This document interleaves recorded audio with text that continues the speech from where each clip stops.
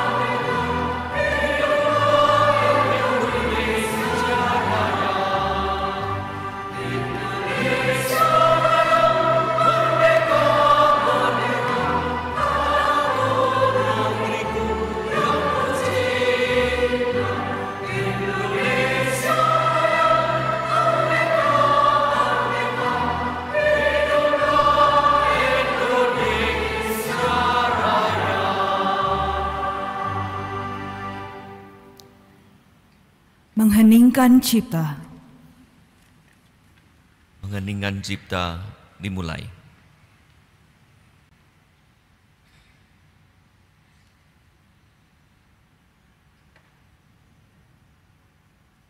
Selesai.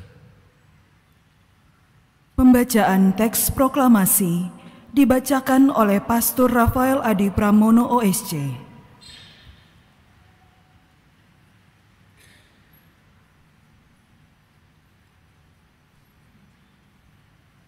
Proklamasi.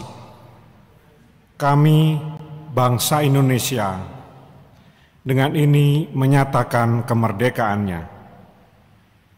Hal-hal mengenai pemindahan kekuasaan dan lain-lain diselenggarakan dengan cara saksama dan dalam tempo yang sesingkat-singkatnya. Jakarta, hari 17 bulan 8 tahun 45. Atas nama bangsa Indonesia, Soekarno-Hatta.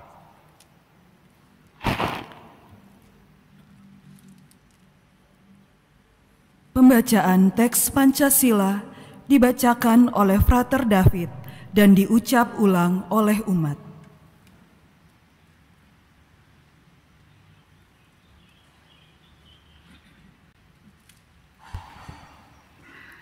Pancasila. Pancasila. 1. Ketuhanan yang Maha Esa.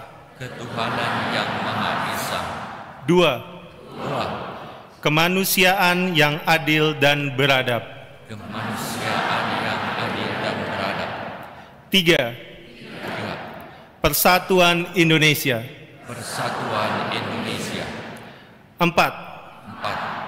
Kerakyatan yang dipimpin oleh hikmat kebijaksanaan. Kerakyatan yang dipimpin oleh hikmat kebijaksanaan. Dalam permusyawaratan perwakilan. Dalam permusyawaratan perwakilan. 5. Keadilan sosial bagi seluruh rakyat Indonesia. Keadilan sosial bagi seluruh rakyat Indonesia. Renungan singkat. Silahkan duduk.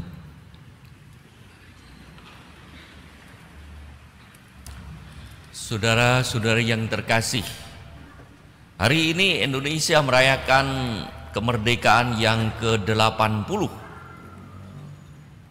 Temanya apa? Ada yang tahu temanya? Ada temanya. Saya tahu tema karena tadi baru upacara kemerdekaan di Kementerian Agama di kantor di Jakarta. Tertulis jelas, rakyat berdaulat, bersatu berdaulat, rakyat sejahtera, Indonesia maju. Pertanyaannya adalah, apakah kita sudah bersatu berdaulat? Tentu kalau kita sudah bersatu dan berdaulat, pasti rakyat sejahtera. Kalau nyatanya rakyat belum sejahtera, berarti kita belum bersatu dan berdaulat. Kalau sudah bersatu berdaulat, rakyat sejahtera, pasti Indonesia maju. Rakyat sudah berdaulat, sudah sejahtera belum? Sudah, belum merata. Berarti Indonesia belum maju. Bayangkanlah, 80 tahun seharusnya Indonesia sudah maju. Kita tadi baru saja membacakan Pancasila. Kalau sila-sila Pancasila itu dihayati, direnungkan, dan dijalankan oleh setiap orang, pasti kita sudah bersatu, berdaulat. Mulai dari yang pertama, kalau masing-masing orang menunaikan agamanya dengan bebas, berketuhanan yang Maha Esa, pasti mereka dalam hidupnya menjalankan kemanusiaan yang adil dan beradab. Kalau semua bersatu menjalankan kemanusiaan, bersatu padu, maka sila keempat itu akan terwujud juga, kerakyatan. Dan yang kelima, keadilan sosial bagi seluruh rakyat Indonesia. Maka mari semoga Pancasila ini kita wujudkan, tidak menuntut orang lain untuk menjalankannya. Mari kita menuntut diri sendiri. Sebagai orang yang merdeka, tidak menuntut orang lain, tetapi menuntut diri sendiri. Bagaimana menghayati, mengamalkan Pancasila dalam kehidupan sehari-hari. Mudah-mudahan apa yang menjadi tema itu memang belum kenyataan, itu masih merupakan cita-cita. Sampai berapa lama lagi kita akan mewujudkan bersatu berdaulat, rakyat sejahtera, Indonesia maju. Tergantung dari kita semua.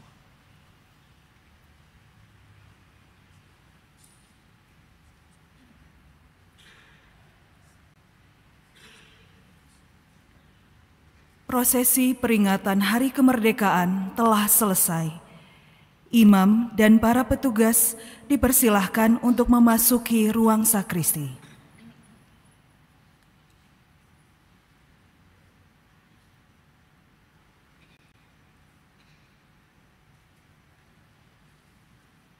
Saudara-saudari yang terkasih, pada Hari Raya Kemerdekaan Republik Indonesia, kita berdoa bagi pemimpin negara, pemimpin daerah, dan pemimpin dan wakil-wakil rakyat kita. Semoga bekerja dan berkarya sesuai dengan amanat rakyat. Kita mulai berdoa bagi Bapak Presiden, Wakil Presiden, para menteri, sampai gubernur, wali kota, bupati, dan semua unsur pemerintah, supaya memperhatikan cita-cita kemerdekaan kita. Dan tentu juga kita berdoa bagi rakyat Indonesia yang belum mengalami sungguh buah-buah dari kemerdekaan secara nyata. Marilah kita berdoa.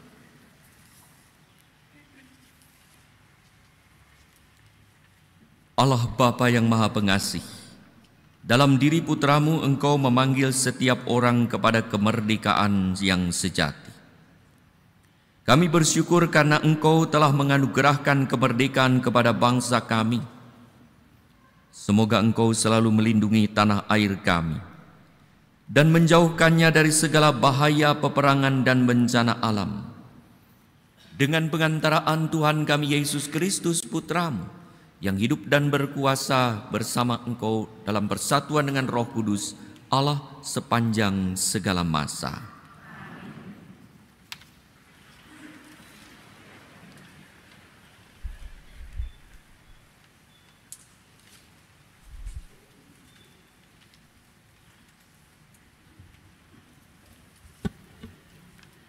Bacaan dari kitab Putra Sirak. Pemerintah yang bijak mempertahankan ketertiban dalam masyarakat. Pemerintah yang arif adalah yang teratur. Seperti para penguasa bangsa, demikian pula para pegawainya. Dan seperti pemerintah kota, demikian pula semua penduduknya. Raja yang tidak terdidik membinasakan rakyatnya, tetapi sebuah kota sejahtera berkat kearifan para pembesarnya. Di dalam tangan Tuhan terletak kuasa atas bumi, dan pada waktunya Ia mengangkat orang yang serasi atasnya. Di dalam tangan Tuhanlah terletak kemujuran seorang manusia, dan kepada para pejabat Tuhan mengaruniakan martabat. Hendaklah engkau tidak pernah menaruh benci kepada sesamamu, apapun juga kesalahannya. Dan jangan berbuat apa-apa terpengaruh oleh nafsu. Kecongkakan dibenci oleh Tuhan maupun manusia, dan bagi kedua-duanya kelaliman adalah salah.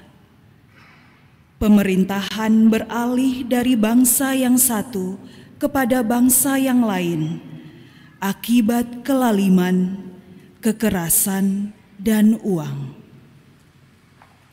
Demikianlah sabda Tuhan.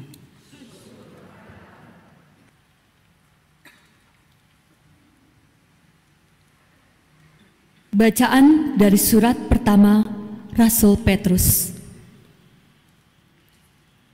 Saudara-saudaraku yang terkasih, demi Allah, tunduklah kepada semua lembaga manusia, baik kepada raja sebagai pemegang kekuasaan tertinggi, maupun kepada wali-wali yang ditetapkannya untuk menghukum orang-orang yang berbuat jahat dan untuk mengganjar orang-orang yang berbuat baik.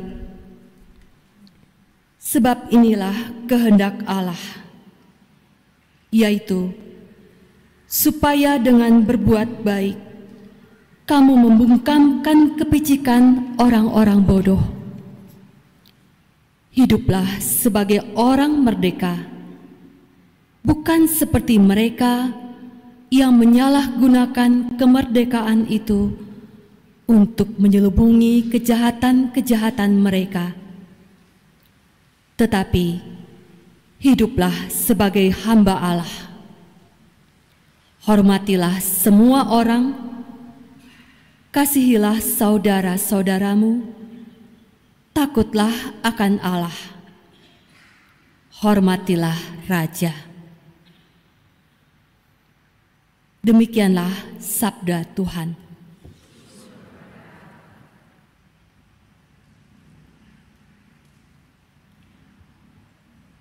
Tuhan bersamamu dan bersama rohmu. Inilah Injil suci menurut Matius. Dimuliakanlah Tuhan.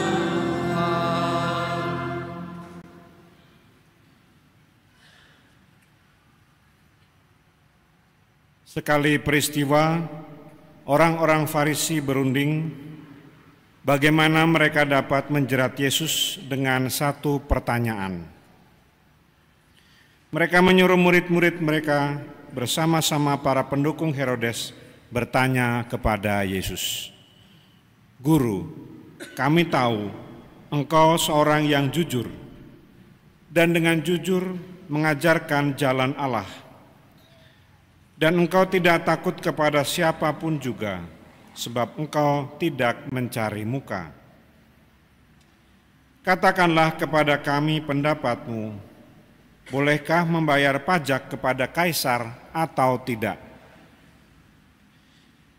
Tetapi Yesus mengetahui kejahatan hati mereka. Ia lalu berkata, "Mengapa kamu mencobai aku, hai orang-orang munafik? Tunjukkanlah kepadaku mata uang untuk pajak itu." Mereka membawa 1 dinar kepada Yesus. Yesus pun bertanya kepada mereka, "Gambar dan tulisan siapakah ini?" Jawab mereka, "Gambar dan tulisan Kaisar." Lalu kata Yesus kepada mereka, "Berikanlah kepada Kaisar apa yang wajib kamu berikan kepada Kaisar, dan kepada Allah apa yang wajib kamu berikan kepada Allah." Demikianlah sabda Tuhan.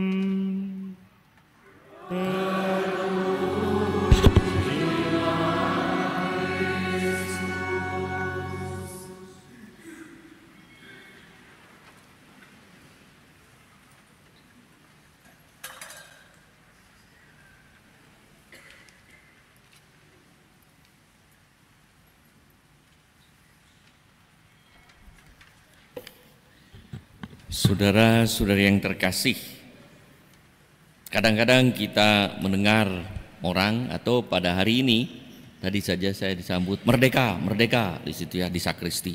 Merdeka, merdeka, merdeka. Kadang kita latah mengatakan merdeka. Pertanyaannya, sudahkah kita merdeka? Sungguh-sungguh merdeka, hidup sebagai orang merdeka. Sebagaimana yang kita dengar dalam bacaan-bacaan Injil hari ini, mau mengajak kita bagaimana menjadi pribadi yang merdeka. Apakah kita hidup di negara yang merdeka? Tentu saja. Kita hari ini merayakan kemerdekaan NKRI yang ke-80 tahun. Harusnya sudah matang. Apakah buah-buah dari kemerdekaan selama 80 tahun ini? Tentu kita sendiri mengalaminya secara berbeda-beda di tempat masing-masing. Pasti ada banyak buah yang kita rasakan. Berkumpul di sini beribadat, melakukan misa adalah salah satu buah dari kemerdekaan itu sendiri. Tanpa itu kita tidak mungkin melakukan misa seperti saat ini. Mungkin pengalaman kita berbeda-beda. Sudahkah kita mengalami aman dan nyaman, serta merasakan atau melihat adil dan makmur? Jawabannya pun bisa bermacam-macam, karena mungkin faktanya belum terjadi seperti apa yang dicita-citakan. Mengapa demikian? Bisa jadi karena kita belum hidup sebagai pribadi merdeka dalam negara yang sudah merdeka. Ada orang-orang yang belum merdeka di negara yang sudah merdeka. Apakah kita sudah hidup sebagai orang merdeka? Apa tanda-tanda orang merdeka? Orang yang merdeka, bebas, menjalani kehidupan dengan penuh tanggung jawab, bisa memilih dan bertindak dengan bebas sesuai dengan hati nuraninya. Kalau seseorang mau memilih dan bertindak sesuai dengan hati nurani saja tidak bisa, berarti belum merdeka. Ada yang menjajah, tertekan, takut, itu belum merdeka. Serta tidak diperbudak oleh hal-hal negatif seperti dosa atau keinginan duniawi. Bacaan pertama hari ini berkata, jangan berbuat apa-apa terpengaruh oleh nafsu. Ciri orang merdeka berbuat sesuatu terpengaruh oleh nafsu. Kemerdekaan sejati juga mencakup kemampuan untuk menghargai kemerdekaan orang lain dan berkontribusi bagi masyarakat, sehingga ada rasa aman dan nyaman. Ini termasuk juga menghormati kebebasan beragama dan menunaikan ibadah. Kalau di negara Indonesia ada bagian-bagian yang belum mengalami damai sejahtera dalam beragama dan menunaikan ibadahnya, belum sungguh merdeka.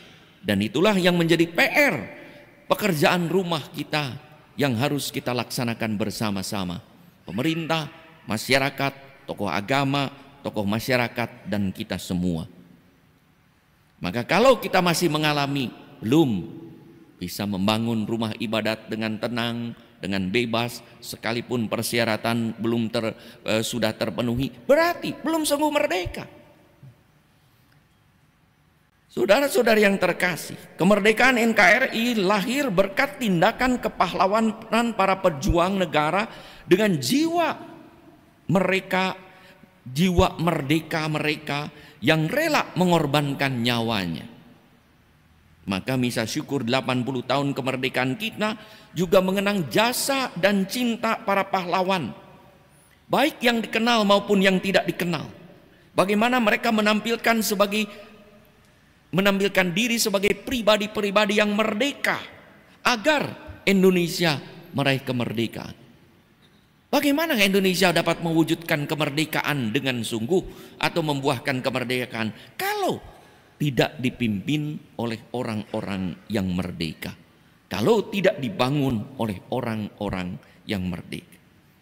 Hanya pribadi-pribadi yang merdekalah yang bisa mewujudkan kemerdekaan yang sesungguhnya.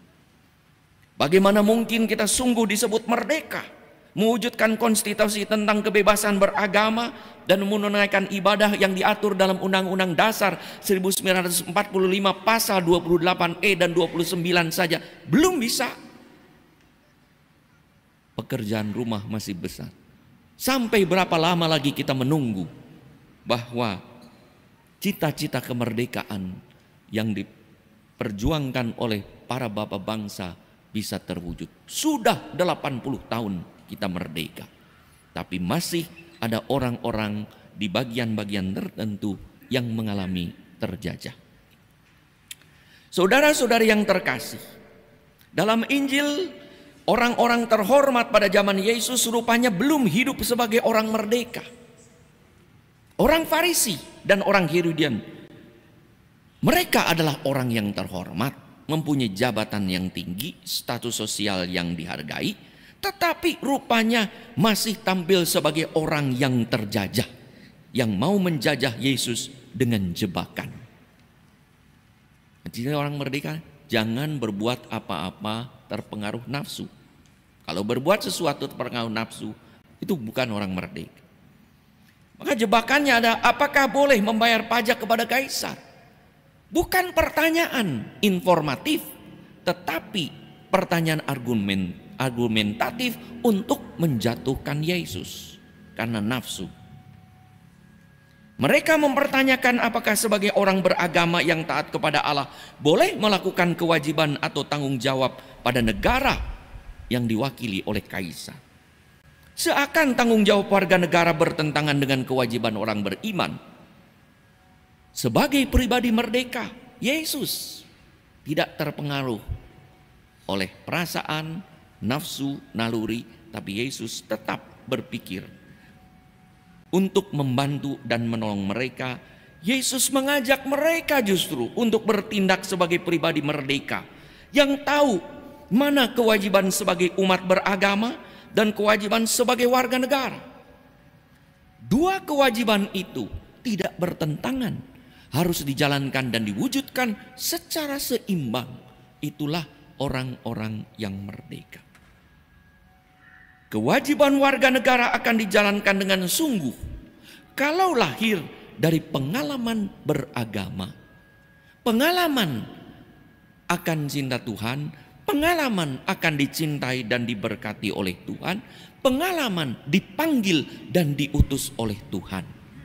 Maka ia pun akan menjalankan kehidupan beragamanya. Jika orang beriman menjalankan kewajiban menurut agamanya, yakin kita pasti akan juga menjadi warga negara yang baik. Mana ada agama yang mengajarkan sesuatu yang kurang baik? Mengajarkan sesuatu yang baik, mengajarkan damai sejahtera, mengajarkan sesuatu yang bagaimana membantu dan menolong serta mengasihi orang lain. Saudara-saudari yang terpandang, Petrus dalam bacaan kedua mengajak kita, tanda petik kalau kita pikirkan, untuk menjadi 100% Kristiani dan 100% cinta negeri. Tunduklah Karena Allah kepada semua lembaga manusia, baik kepada raja sebagai pemegang kekuasaan tertinggi, takutlah akan Allah. Jadi dua-duanya, takut akan Allah, tunduk kepada pemerintah, artinya ikut aturan-aturan pemerintah. Tentu diharapkan pemerintah yang bijaksana, pemerintah yang tahu menyadari bahwa kuasanya juga berasal dari Allah yang Maha Tinggi. Maka kuncinya adalah takut akan Allah. Maka mari kita usahakan menjadi pribadi-pribadi yang takut akan Allah supaya menjadi pribadi yang merdeka. Orang menjadi tidak merdeka, terjajah karena apa? Tidak takut pada Allah. Sehingga berbuat sesuatu menurut nafsu dan nalurinya. Maka kata Petrus dengan jelas, takutlah akan Allah, hormatilah pemimpin-pemimpin. Tapi juga berani membongkar mereka yang menyalahgunakan kemerdekaan dengan selubung kejahatan. Terus mengajak, mari kita hormat, taat, tapi harus berani juga membongkar mereka yang menyalahgunakan kejahatan. Saudara-saudari yang terkasih, mari kita menjadi pribadi merdeka dengan menjadi umat beragama yang kudus. Kata Monsinyur Sugio Pranoto, 100% Katolik dan 100% warga negara Indonesia yang patriot. Saya menambahkan 100% Pancasilais yang membela dan mewujudkan kebenaran dan kebaikan sesuai dengan nilai-nilai Pancasila. Kalau kelima nilai Pancasila itu terwujud, semoga warga negara Indonesia semakin merdeka. Kita semua pribadi yang merdeka. Apakah kita sudah merdeka? Cirinya adalah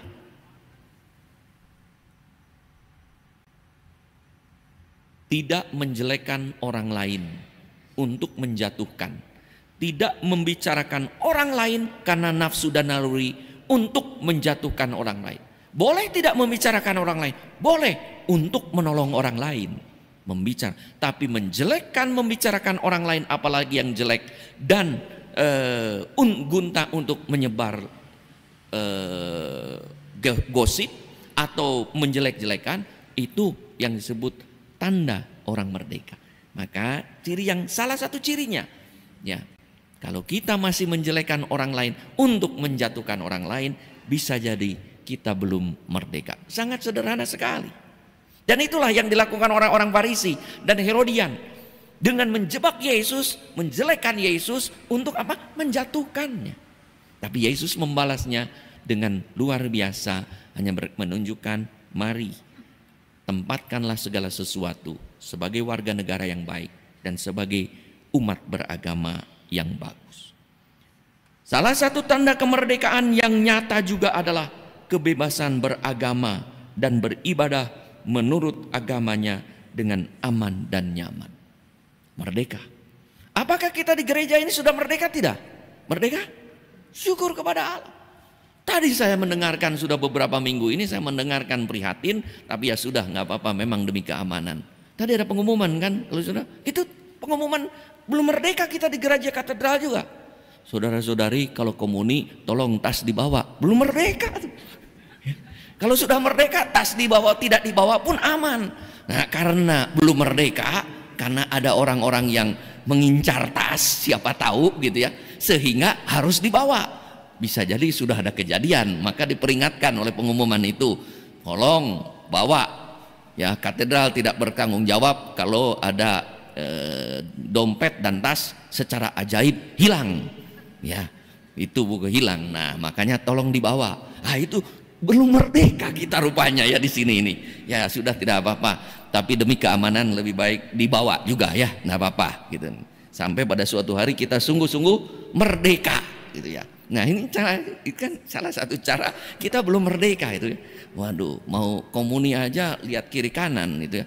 Ini pencuri apa bukan? Ini pencopet bukan? Ini lihat kiri kanan gitu ya. Ya itu belum merdeka kita.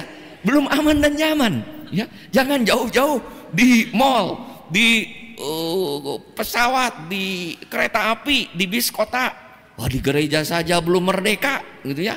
Nah, itulah. Maka saudara-saudara yang belum merdeka, bertobatlah supaya kita merdeka gitu ya. Sebab kerajaan Allah sudah dekat gitu ya. Nah, saudara-saudara yang terkasih, mari selama ada masalah dalam beragama dan Maria, ada tas, tiba-tiba ada orang masuk, pegang ris, kan belum merdeka gitu. Tapi memang demi keamanan ya sudah, saya tidak menganjurkan diam saja, nanti hilang lagi Bapak Uskup, gara-gara Bapak Uskup hilang, ya enggak apa-apa, dipegang saja. Makanya lain kali saudara-saudari ke gereja bawa tali rapia, ikat itu tasnya itu ya. Atau bawa gembok tuh, gembok di mana? Di jeruji-jeruji kayu itu ya. Tapi siapa tahu yang pencurinya bawa gergaji juga gitu ya. Nah, saudara-saudara, mari kita wujudkan hal-hal kemerdekaan ini dari hal-hal kecil, dari keluarga, ya, gereja, warga. Cirinya apa? Kita merasa aman dan nyaman. Sebelum kita merasa aman dan nyaman berbuat sesuatu, kita belum merdeka. Mari kita perjuangkan, jangan menuntut orang lain, tapi mari kita menuntut diri sendiri bagaimana menjadi pribadi merdeka, dan mudah-mudahan makin banyak orang yang merdeka, akhirnya kita pun mengalami buah-buah kemerdekaan kita.